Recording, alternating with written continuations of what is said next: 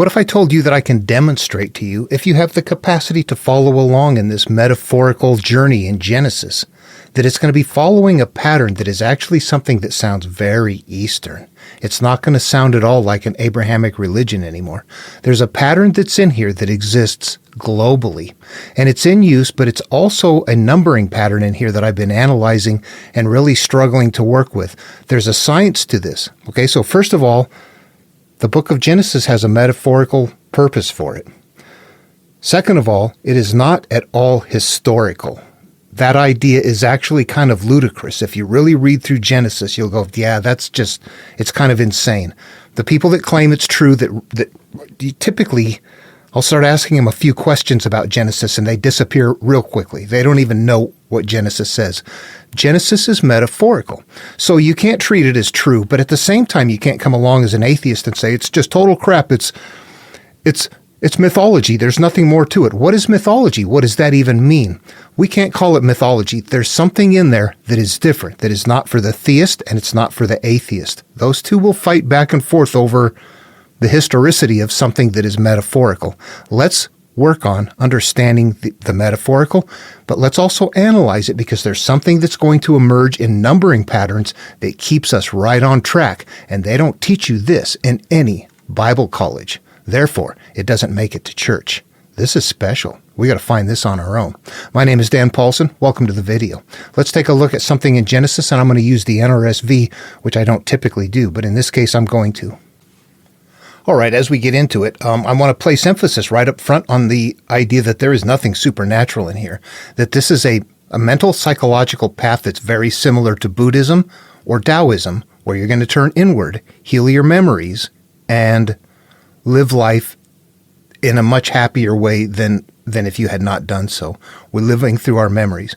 We're going to have that emerge in the stories in Genesis, but hidden in very secret ways. You don't know that they represent you. So as I read through these, bear in mind that this is going to be all mental, all psychological. Now, I'm going to reemphasize this right here. The chapters and the verses weren't originally in the Bible. However, there are concepts in numbering sequences in here. We don't have access to them because we don't have the Bible memorized. We can use the computer to show patterns that we can't see otherwise. Back 6,000 years ago, or whenever the Bible, or whenever Genesis was first being disseminated, it was done so people would read it to you, and then if you wanted to know the story, you memorized it. You had to have it memorized. So they knew this at a very deep level, and we do not. When the books of the Bible were originally written, they did not contain chapter or verse references. The Bible was divided into chapters and verses to help us find scriptures more quickly and easily.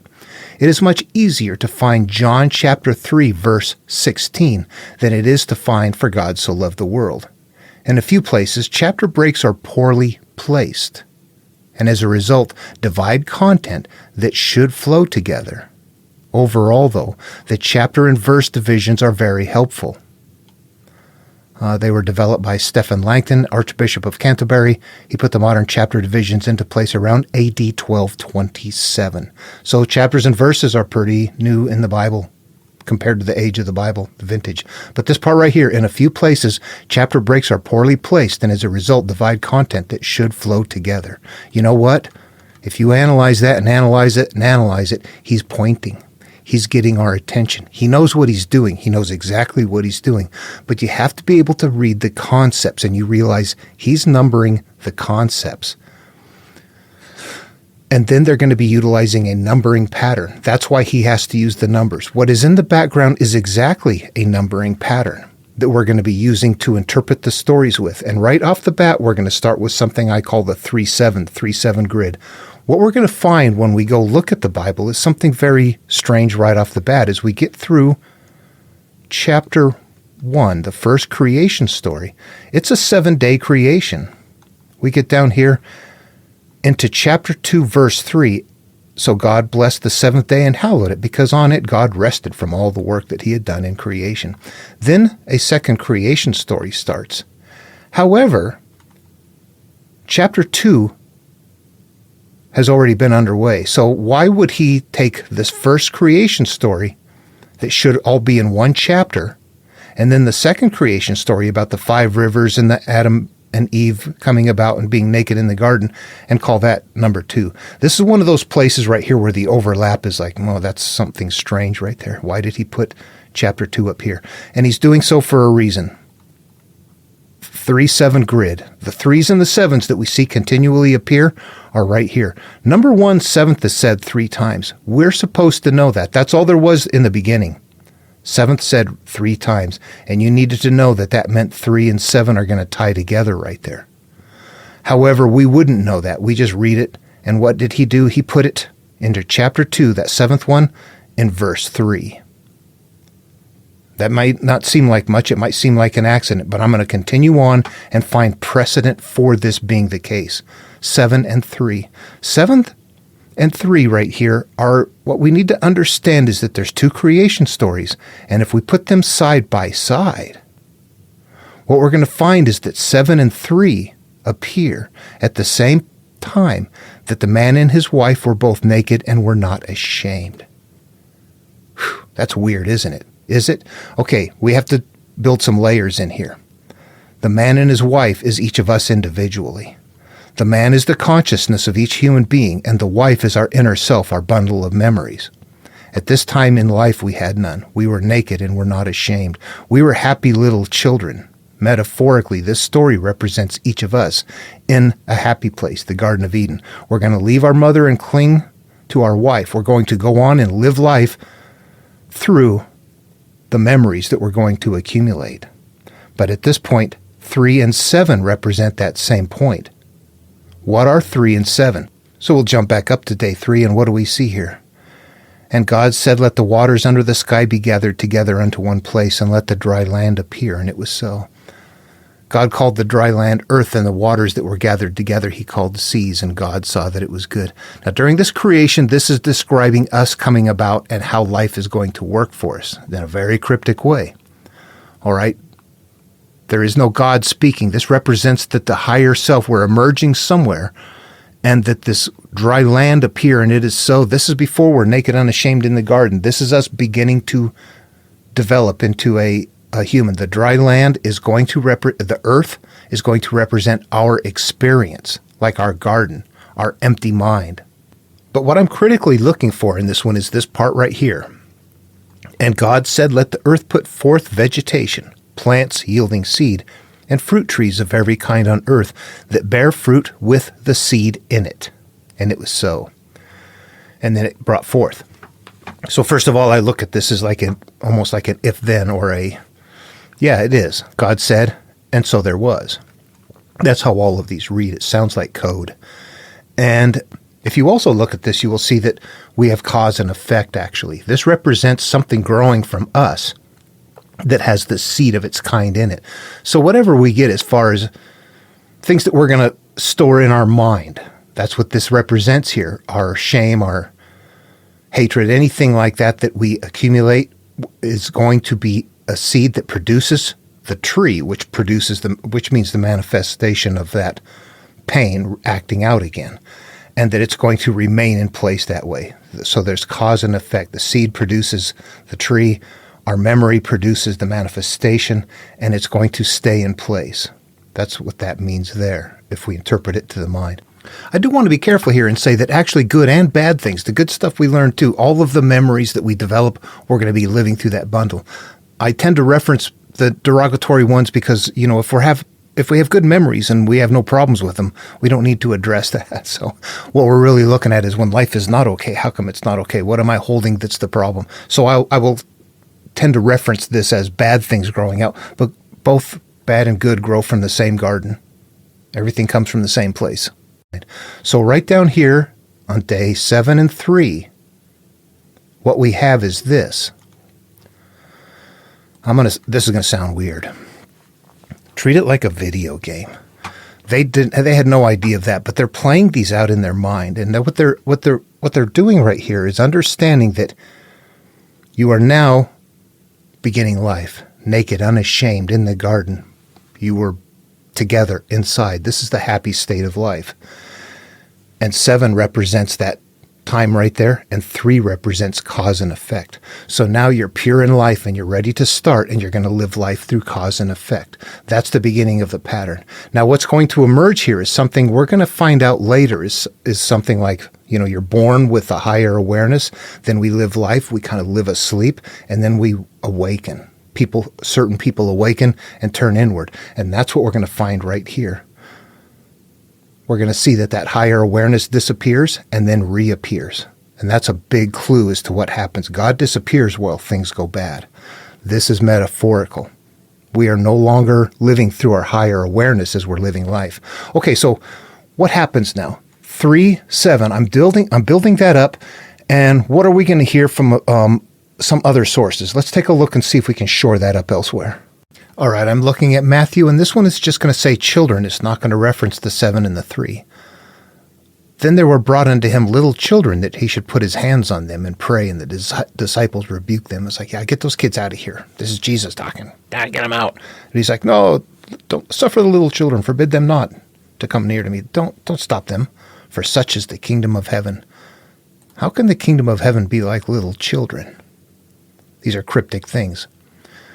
Let's find something more specific. I'm going to go to somewhere that not everybody will recognize as okay, but I do, because I recognize it's using the same numbering patterns in the background, and that is the Gospel of Thomas. Okay, Gospel of Thomas, verse 4. Jesus said, the man old in days will not hesitate to ask a small child 7 days old about the place of life, and he will live.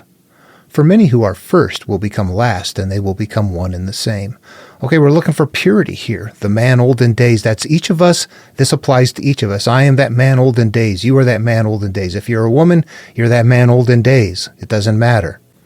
You know what? It's important to say this. These are all analogous terms. Old in days does not literally mean old in days. It means you yourself and your life experience. You've experienced enough now where you're finished with it. I'm done with this. I'm old enough to get past this, and I'm ready to turn inward. You can be at any age. So be careful with the verbiage. It's still us. And we're going to ask us, and we all have a female inner self. That's our wife that we may be divorced from. Yeah, when I'm acting out and going, I don't know why I did that. We're divorced from our inner self at those times. Okay, the man old in days will not hesitate to ask a small child 7 days old. So they put the 7 in there, referencing back to the 7. That's 7 days old right there. That's the pure state. In mythology, like, for example, Greek mythology, this voyage of the Argo, he's told right off the beginning, in order to successfully complete this mission, it's built on the same template, that you must get the golden fleece, and the golden fleece is located on the far side of the world, on the far side of the earth. That's the far side of your existence. You're sailing back to the beginning of time to get something pure that you started with in the beginning. And 7 is going to reference that same thing here. 7, the golden fleece. All right, let's just stop and talk about what we've established so far. Beginning of life, pure, naked, unashamed. 7, pure state also, and 3 represents the idea of cause and effect. There's now going to be there will be cause and effect based on everything you experience. Now let's go into chapter 3. Remember, 3 was cause and effect. What do we have when we get to chapter 3? First, sin and its punishment. A seed and the tree that grows from it. First, sin and its punishment. Those are the same thing. Those are cause and effect. These are referencing our life experiences. The serpent represents just temptation of life, and we're supposed to eat of anything anything we want, except for there's a tree of the knowledge of good and evil, and we will have life experiences. She does partake of it, and they get covered up. They're no longer naked. They now have covers over them. And he says to the woman, I will greatly increase your pangs in childbearing. In pain you shall bring forth children. So this is now the effect of the cause. Because we've experienced life, we're going to continually have painful experiences emerging from us. Keep analyzing the terms. What is it to be covered by something? When you're little, you're not covered. You have no shame. You'll just blurt out anything. It doesn't matter to you. At some point, we start hiding things. This is shameful. This is hurtful. We begin trapping things inside of us, and that is becoming covered right there. Shame, anger, hatred, secrets. fears. And the husband shall overrule you. The husband is the consciousness. The conscious is the one that makes the decisions that become the inner self, that become the bundle of memories, that become our Eve. And to the man, because you have listened to the voice of your wife and have eaten of the tree which I have commanded you, you shall not eat of it. Cursed is the ground because of you, and in toil you shall eat of it all the days of your life. This means because you have made decisions, ruled over your wife, put those there, you're now going to live through those experiences, and you're screwed. Thorns and thistles it shall bring forth for you, and you shall eat the plants of the field. This is a living life. Thorns and thistles. We're not getting full life experience. Our inner self has now memories that are going to be painful every time they act out, and we're going to live life unaware that that's happening, and we're going to just consume life and never get the full benefit from us. And we get down here, and we're driven out of the garden. And then we run into Cain murders Abel. But right here, what did we have? Cause and effect in chapter 3. So 3, cause and effect from day 3 of creation is now appearing in chapter 3 of the Bible. So there's a micro and a macro showing of the template. We're going to see that throughout. As we get into 4, what we have is a division now. Cain and Abel represents both of us. One produces from the ground and one produces from flocks. One grows things and one produces animals. In this case, it represents the division of us, that those that can grow things from the soil dies off.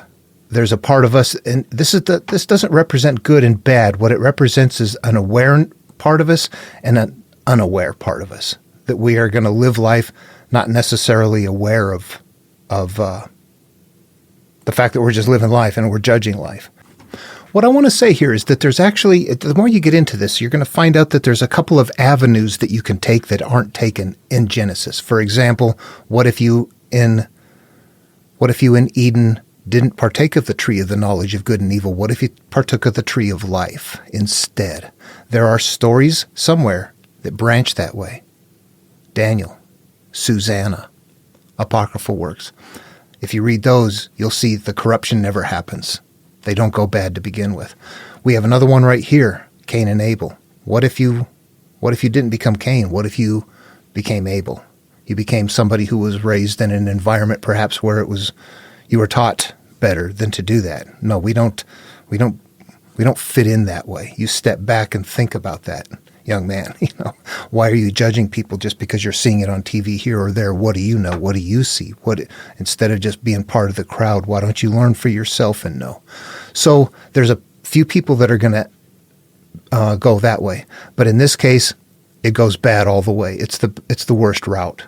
We sin, and then we kill our aware self off, and we go off and live life normally. That's a normal thing. The story is written in a strange way, but it's normal. That's a normal path. We're going to go do that. Most people. We don't know anything different. We have to go have life experiences before we even know. Think back on your life. Could you do this until you were ready, until you learned? You have to go through that experience. All right. Okay, so it's very unknown to us. So we're going to become Cain. It represents the idea that we're going to live through physical life experiences and not from a higher elevated. But down here at the end, what we see is something very crucial. Then Cain went away from the presence of the Lord and settled in the land of Nod, east of Eden. What happened right here is this denotes the time where we are no longer living through our higher awareness. We're now living through our judged experiences, our jobs, our relationships, our desires. I want this. I want to be that. I want to be something, somehow. This is a point of time where we are now focused on living our lives and getting our hair done and, making our clothes a certain way and all that kind of stuff that's important to us that in life early on that later on we're going to grow out of. The beginnings of civilization represents us beginning to divide and time going by. But you see also we've got to live in tents and have livestock, play the lyre and the pipe, who make all kinds of bronze and iron tools. This denotes the time in our life where we have now gone off on our own and we're living our life. We're going to schools, we're getting our jobs, we're learning our trades, we're doing our things like that. And there's a few more things happening in the background, but then we get down into a time goes by. Adam's descendants to Noah and his sons is something that's a numbering pattern that's kind of tricky. It lives it on its own. If you took it out completely, it wouldn't change the flow of the story. But 5 is completely Adam's lineage, which means time goes by in life. 6, the wickedness of humankind.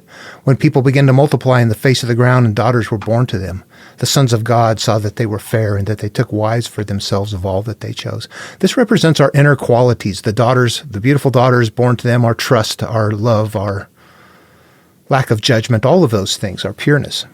Remember, you have to keep maintaining a mental hierarchy in this Abrahamic material. We don't think to do that. It's used in the society, but if you've got a man and a wife, that's a conscious and a subconscious, and it has offspring, male, female, good, bad. What are those? Those are the same thing as memories or seeds or something that's going to act out.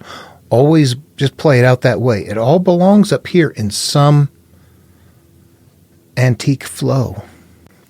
But we become corrupted.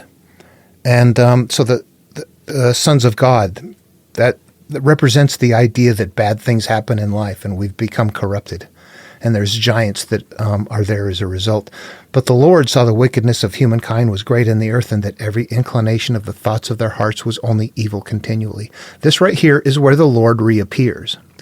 He's been gone this entire time as you're going off and living life, getting jobs, giving pain in childbirth, having this lineage happen. No God whatsoever.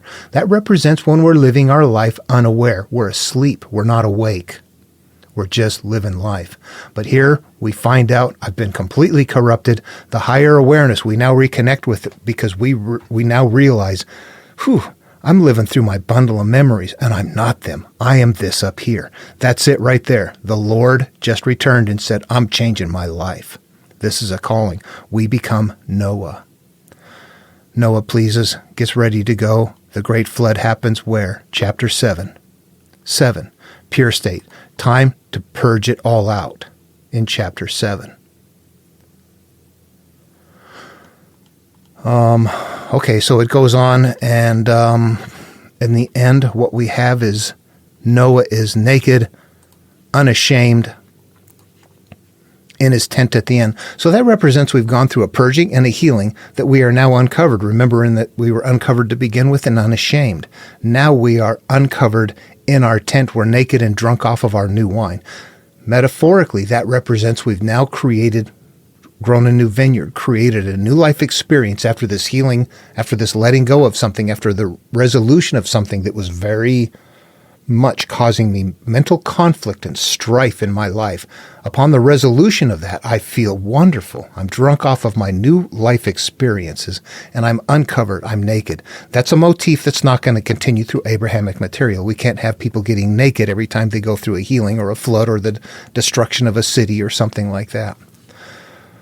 All right, I just wanted to say that and point that out here. I can see now that it appears right up front in 3s and 7s. Even chapter 3 is cause and effect and 7 is purity. 3 and 7, pure state. Day 3, day 7, pure state. Starting off, when do we return to it? 3, first of all, is cause and effect, punishment, and first sin and its punishment. Cause and effect. Seed and tree as a result, all of it. Decision made and continual acting out as a result of it. Mentally, bring it that stark. And if we want to, something very weird also happens. We understand how repetitive this material gets. Flooding the earth is the same thing as destroying Sodom, or the same thing as destroying Jericho, or the same thing as removing the mote from your eye, or forgiving the ought against your brother, or cleaning the inside of your cup, or getting a new wineskin, because you can't put new life experience into your old self. You must have a new self to put new life experience in, which means you've got to resolve the past. All of these are going to represent the same thing, that we get rid of that. The entire flood story is the exact same thing as Remove the mote from your eye. On the template, held in different verbiage, different story format. So it's not mythology. It is not. There's something that is there. There's a human life template. And what we saw was that in the beginning, we were connected with our higher awareness, that the division happens, cause and effect happens, life goes on. We finally decide to turn inward. God reappears. We reconnect with our higher awareness going, oh, I'm not those memories. I have to resolve them because I'm living through them. They're hurting me. I'm going to live from up here, and I'm going to learn to do that. We've now awakened, and we see that happening right here in the story, hidden in the background. It's not real. But the template is purposeful. It is real. Also, if you think about it, this should become very clear. You look at the numbering pattern and you understand that there's concepts there that are following a number pattern. However, we would not have known that. And that as Langton goes through and he puts chapter breaks and verses in and breaks up the verses where sometimes it's a complete sentence, 3 lines long. Other times it's like a couple of names and a couple of names and a couple of names. Why would you break that up? The reason is because he knows the concepts are there and he's making sure that the concept emerges. If it's a 7, down in verse 7. Or if it's a 3, down in verse 3. He's not making mistakes. He's doing exactly what we need to do if we understand what he's up to. He's pointing the way for us. Okay, I just want to say that on this video. I've kind of made some breakthroughs with that, and I think that might help me further things along. But I'll end it at this right here. Take care. See you in the next video.